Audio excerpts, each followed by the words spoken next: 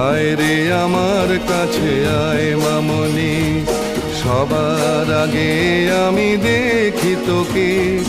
দেখি কেমন খোপা বেঁধেছিস তুই, কেমন কাজল দিলি কালো চোখে।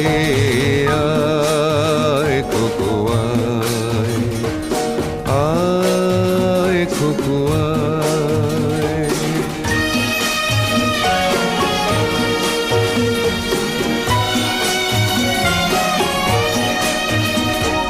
ছেলেবেলার দিন ফেলে এসে সবাই আমার মতো বড় হয়ে যায়।